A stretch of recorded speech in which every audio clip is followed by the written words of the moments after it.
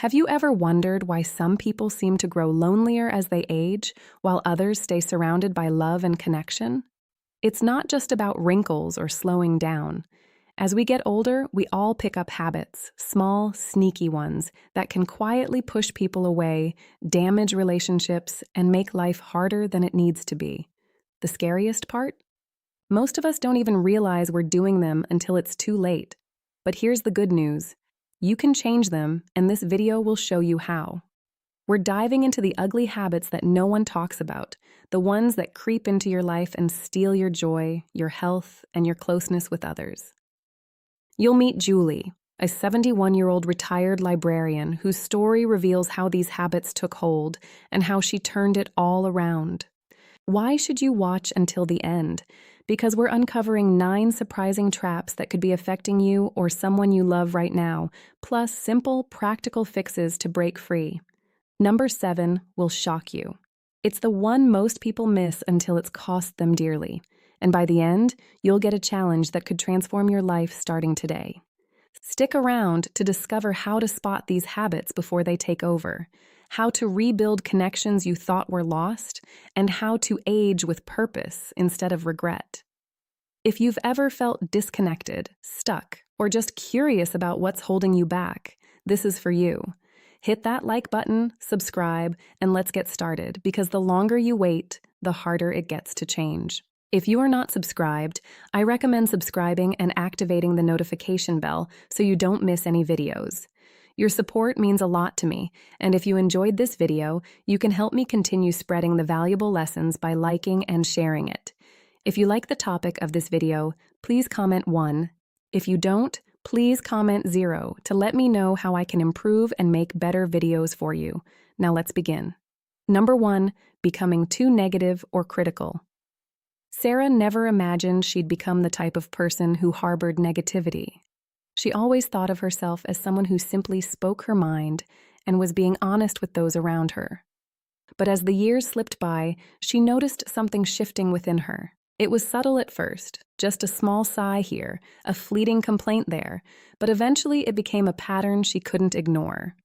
Mornings started with the familiar aches and pains of aging, and she'd mutter to herself about getting older. It was a harmless grumble, wasn't it? Yet it soon bled into other parts of her day. She'd watch the news, her frustration growing with every passing report, feeling an overwhelming sense of helplessness and anger about the world's state. And when she spoke to her younger relatives, her words turned sharp. "Back in my day, we had more respect," she'd say with a roll of the eyes, as if the youth were somehow failing her generation. At first, she didn't notice the toll it was taking on her relationships. It seemed harmless enough, just honest opinions, right?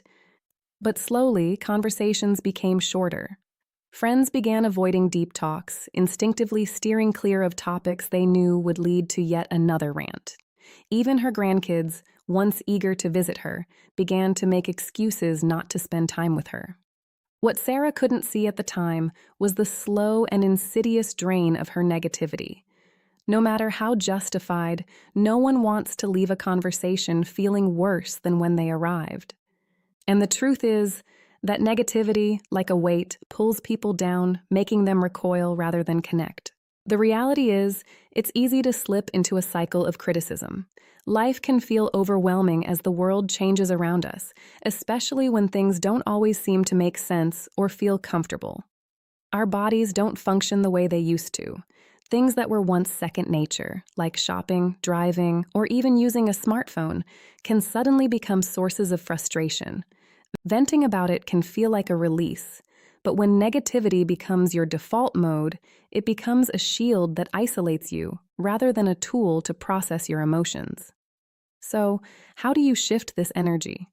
Try starting your conversations with something positive. Instead of leading with complaints, consider beginning with gratitude. "I woke up feeling good today." Or, "The sunset was so beautiful last night," could become part of your daily reflections. Positive energy has a way of spreading. It's magnetic. People are drawn to those who uplift them rather than weigh them down. And when you do need to vent, set limits. Give yourself a couple of minutes to express your frustrations and then move on to something more constructive. Curiosity is far more powerful than criticism. Ask questions, especially about things you don't understand. Instead of dismissing the things your grandkids are into, whether it's an app or a game, try saying, "Tell me more about that." It creates connection rather than pushing them away. When Sarah started making these small changes, leading with positivity, showing genuine interest in her grandkids' lives, and expressing gratitude more often, she noticed a remarkable shift. Conversations lasted longer. People began to open up to her again, and slowly, the warmth of connection that had been missing came rushing back. What she learned, painfully at first, was that the energy you put into the world is the energy you receive. If you want connection, you have to give it. And it starts with how you speak, how you show up in the world, and the way you choose to see it. Number 2, ignoring personal hygiene and appearance. There was a time when Sarah loved to dress up. She took pride in her appearance, always choosing the perfect outfit, applying her makeup just so, and ensuring her hair was styled perfectly before leaving the house. She had a collection of beautiful clothes, blouses in every color, and a signature scent that she wore with confidence. But as the years went by, something began to change. It started with small things, skipping hair appointments or opting for comfortable baggy clothes instead of the stylish outfits she used to wear. She began to ask herself, why bother? She wasn't trying to impress anyone anymore. Over time, she found herself staying in her house clothes all day and rarely glancing in the mirror. She convinced herself that it didn't matter. But deep down, something was shifting inside her. She started to feel different, and it wasn't just about how others saw her. It was about how she saw herself. Sarah began to notice the way people treated her. Strangers who used to compliment her on her bright outfits now barely made eye contact. Friends who once invited her out for lunch or to a movie started asking her to join less frequently. When Sarah looked at old photos of herself, she hardly recognized the vibrant woman she once was. Where had she gone? What happened to the woman who radiated joy and confidence? The truth she hadn't fully grasped was that how we present ourselves to the world affects not only how others perceive us, but also how we perceive ourselves. Personal appearance isn't about vanity. It's about self-respect, about honoring the person you are regardless of age. It's about showing up for yourself, about feeling good in your skin and saying, I matter. How do you reverse this? Start with small, manageable steps. Get dressed even if you're not going anywhere special. It doesn't have to be a designer outfit, just clean, well-fitted clothes that make you feel comfortable and good about yourself. Taking a shower, brushing your hair, trimming your nails, these small acts of care send a powerful message to yourself. I am worth this effort. Wearing something you love, something that brings you joy, can elevate your spirit. Those small details, like a spritz of perfume or a favorite piece of jewelry, can make all the difference. They remind you of who you are, of the woman you've always been, and the one you're still becoming. When Sarah started paying attention to these simple habits again, brushing her hair, wearing her favorite blouse, and even putting on a little lipstick, she noticed something magical happening. She started feeling lighter, more confident, and, yes, even beautiful again. People began to smile at her when she walked into a room. She felt seen, and more importantly, she felt like herself again. It was as though the vibrant woman she thought she had lost was quietly returning, not just in the eyes of others, but in her own eyes as well. Number 3, becoming stubborn and resistant to change. If you are still watching this video and find these lessons useful, please comment 1 below to let me know that you are still here with me. Sarah had always prided herself on being someone who knew exactly what she liked and how she liked it. She was set in her ways, and that had always been her comfort zone. Why change what worked for decades? But when her children and grandchildren started communicating through text messages instead of phone calls, Sarah resisted. I don't need to learn all that, she would say, dismissing their offers to teach her. If they want to talk to me, they can pick up the phone. But over time, those phone calls became fewer and fewer. Family updates, pictures, and birthday reminders began arriving only in group chats she refused to join. She didn't realize it at first, but she was shutting herself off from the people she loved most. It wasn't just about technology. It was about staying connected, about being a part of their lives, about love. But Sarah's stubbornness had begun to isolate her. The truth is, change is inevitable. Life moves forward, and it's easy to feel resistant when it feels like the world is leaving you behind. The trick, however, is to stay open. It's easy to say, I don't need that. But there's a quiet strength in saying, I'll try. Saying yes to change, no matter how small, keeps you engaged. It keeps you sharp. You don't have to become an expert overnight. Start with small things. Let your grandchildren teach you how to send a text or watch a show they love. Instead of rejecting change, embrace it. You don't know what you're missing until you try. When Sarah finally let her granddaughter teach her how to text, she was surprised by how simple it was. What surprised her even more, though, was the flood of connection she had been missing. Daily photos of her great-grandkids, inside jokes, quick check-ins that made her feel like she belonged. By letting go of her resistance, she was able to embrace something far more valuable than new technology: connection. It wasn't just about learning to text. It was about staying in touch with the people who mattered most.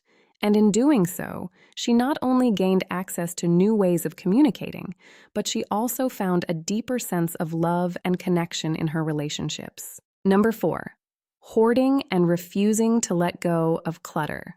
Sarah had always been sentimental. To her, every item in her home held a story, a memory, a piece of the past she couldn't bear to part with. There were old birthday cards that hadn't seen the light of day in decades, stacks of newspapers she promised herself she'd read someday, and clothes she hadn't worn in years but couldn't let go of. She kept them just in case. Over the years, her once cozy home, once a peaceful sanctuary, had transformed into an overwhelming maze of things, cluttering every corner, every shelf, and every room. She couldn't deny it anymore. What was once a haven had become a battlefield filled with items that she barely touched but couldn't bring herself to release. At first, Sarah didn't think there was a problem. She convinced herself that everything had value. I might need it someday, she would often say. It felt safe, comforting, even reassuring to keep it all. But in truth, the overwhelming clutter had begun to suffocate the life out of her home, her peace, and her spirit. As time passed, she found herself growing more and more exhausted just by the act of trying to clean and navigate through the piles. It became harder and harder to keep her home in order, to find what she needed, and even to invite people over without feeling ashamed of the mess. Her once inviting space was now a reminder of how she had become trapped in the past, unwilling to release what no longer served her. When her daughter gently suggested, "Maybe you should think about letting go of a few things," Sarah resisted with every fiber of her being. "What if I need them later?" she argued. But in reality, the clutter didn't just fill up her home. It began filling her mind too. The stress of holding on to so much weighed on her, blocking the joy of the present and clouding her sense of peace. It wasn't just about things. It was about the emotional baggage she had accumulated along with them. Letting go is never easy, especially when it feels like a piece of your heart is tied to each object. But here's the truth. Holding on to too much, whether it's material possessions or emotional baggage, can create a sense of being stuck in the past, unable to move forward, unable to embrace the present. It's a silent thief that robs you of clarity and peace of mind. Sarah finally realized that, to feel truly free again, she had to let go. Breaking free from clutter doesn't happen all at once. It requires patience, kindness toward yourself, and the courage to face the truth that you don't need everything you've been holding on to. How does one even begin to break free from this overwhelming mess? Start small. Tackle one drawer, one shelf, one box at a time. The thought of decluttering everything at once can feel like an insurmountable task, but breaking it down into manageable chunks makes it more bearable. Ask yourself, do I use this? Does it bring me joy? If the answer is no, then it's time to say goodbye. Donate the items that can be of use to someone else, recycle the things that are no longer useful, or pass on meaningful items to family members who will cherish them. Turn decluttering into a habit, a simple, everyday practice. Set a small goal. Get rid of one item each day. This small but consistent action can lead to profound transformation over time. And let's not forget the practical aspect of it all. Clutter doesn't just create mental stress, it can also be dangerous. It increases the risk of falls, accidents, and injuries. A home isn't just a place to live.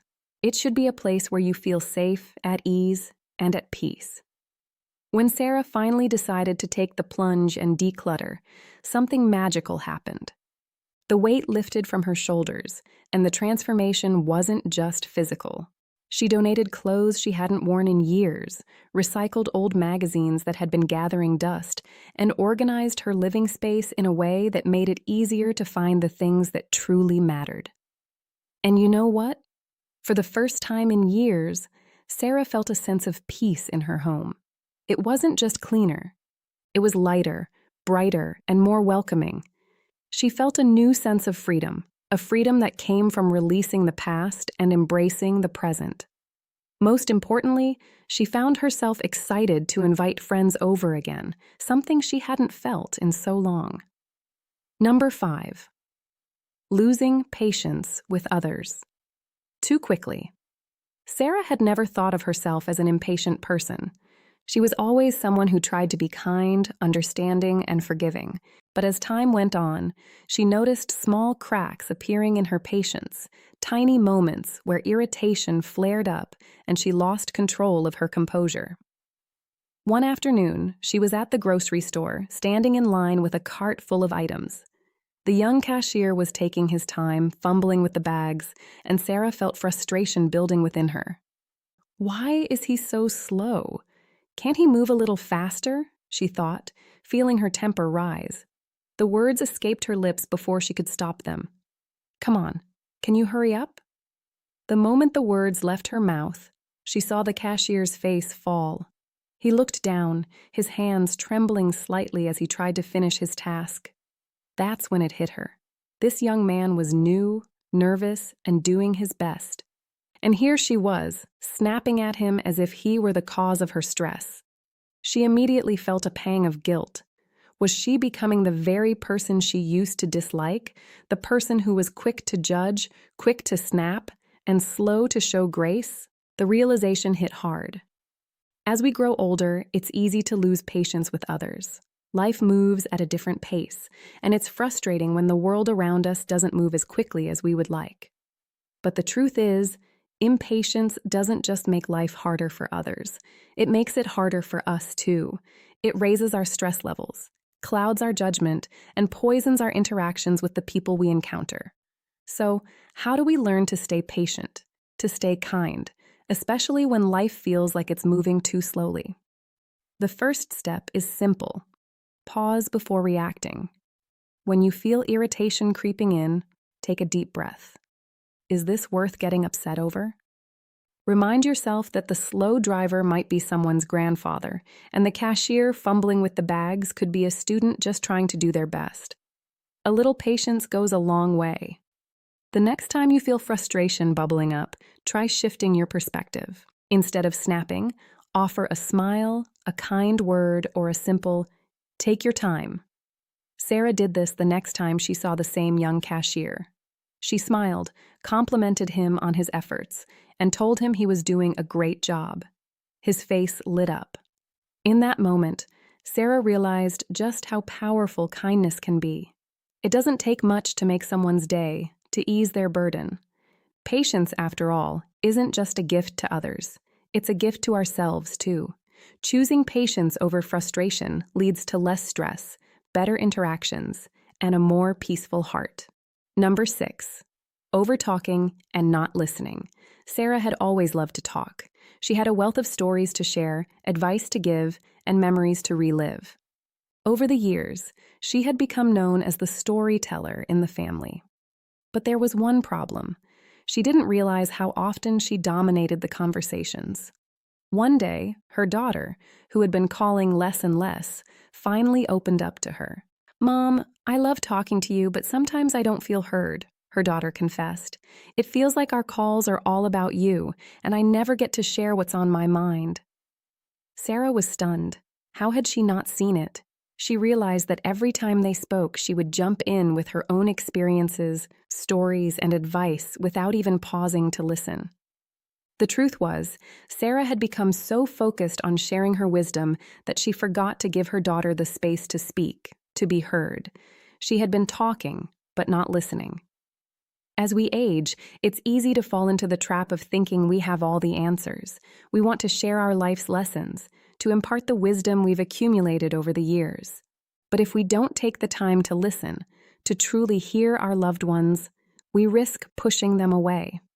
Sarah had to face the reality that, in her desire to share, she had unintentionally isolated herself from the people she loved most. The key to better conversations is balance. Don't just talk, listen. If you've been speaking for a while, pause and ask, "What about you? How have things been for you?" Make a conscious effort to show genuine interest in what the other person is saying. Resist the urge to interrupt. Even if you have a great story to tell, give the other person the space to speak. Ask open-ended questions that invite real conversation. Instead of simply asking, "How are you?" try asking, "What's something exciting that happened this week?" The next time Sarah talked to her daughter, she made a conscious effort to listen. She asked more questions, gave her daughter the floor, and only offered advice when it was truly needed. The results were nothing short of amazing. Their conversations became longer, warmer, and more meaningful. Sarah learned that the best conversations aren't about talking more, they're about listening better. And in that simple act of listening, she rediscovered the beauty of connection. Number 7, pushing people away instead of asking for help. If you are still watching this video and find these lessons useful, please comment 2 below to let me know that you are still here with me. Sarah had always prided herself on being fiercely independent. It was her identity, her way of life. She had spent decades nurturing and caring for others, raising her children with all the love she could muster, managing a bustling household with efficiency, and even offering her hand to neighbors in need. It felt good to be needed, to be the one people turned to. But as the years passed, something started to change. The simple tasks that used to come so easily to her began to feel like insurmountable obstacles.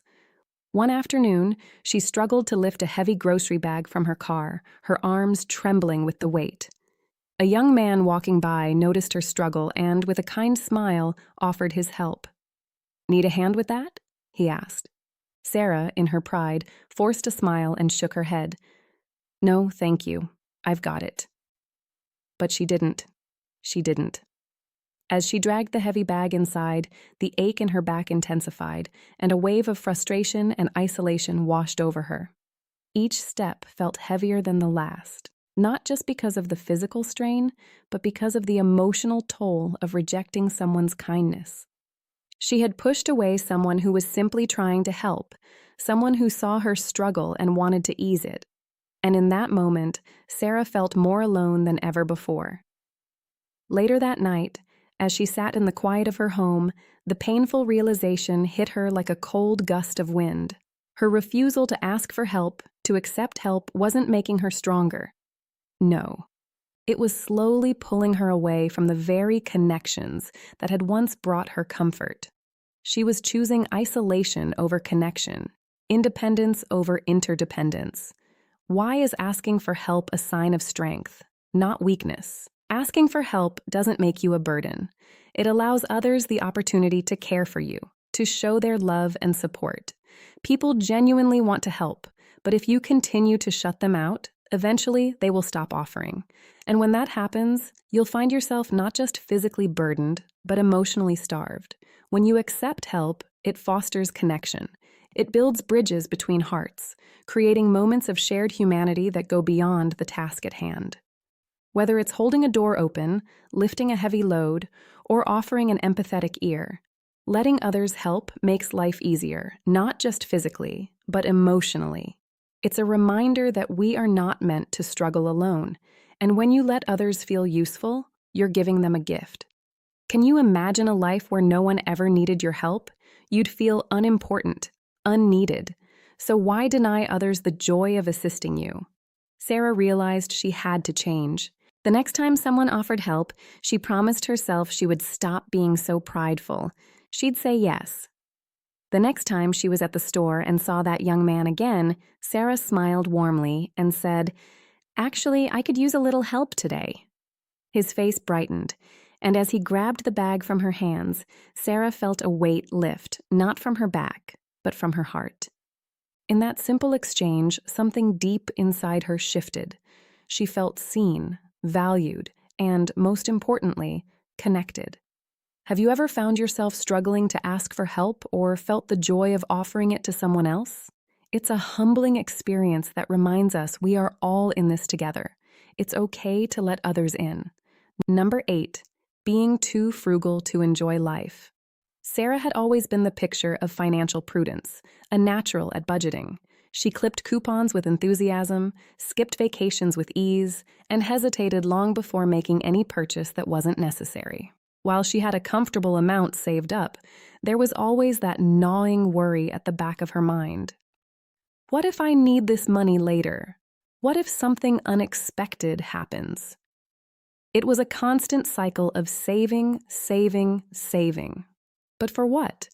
What was the point of accumulating wealth if she wasn't using it to live the life she dreamed of? One day, Sarah's best friend, Emily, invited her on a weekend trip to the countryside. "It'll be so much fun, Sarah," Emily said, her voice filled with excitement. "We'll explore, eat good food, and just relax." Sarah's immediate instinct was to say no. Traveling meant spending money. Restaurants meant spending money. Everything about it made her anxious.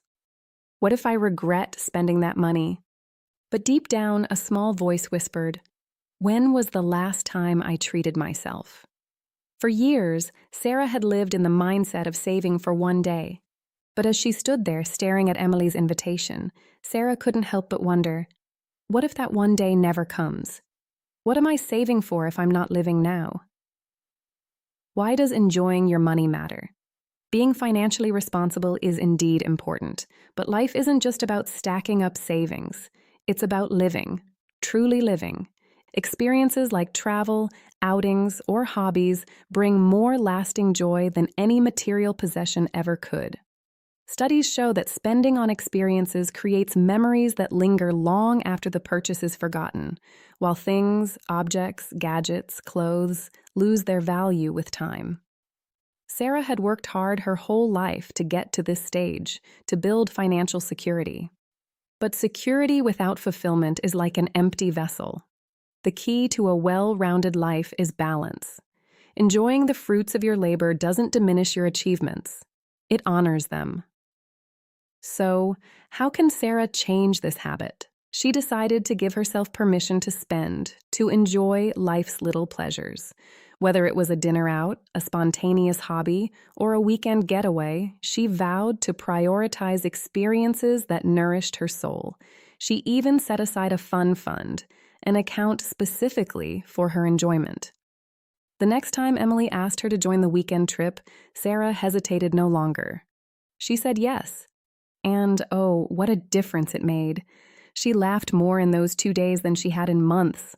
She felt the sun on her face, tasted the joy of good food with good company, and, most importantly, remembered how to live fully. When she watched the sunset with Emily, she realized this was what she had been saving for all along. The moments, the memories, the connection. Money was meant to support her happiness, not just sit untouched in a bank. What experience have you been putting off because of money? Life isn't waiting for you to be ready. The time is now.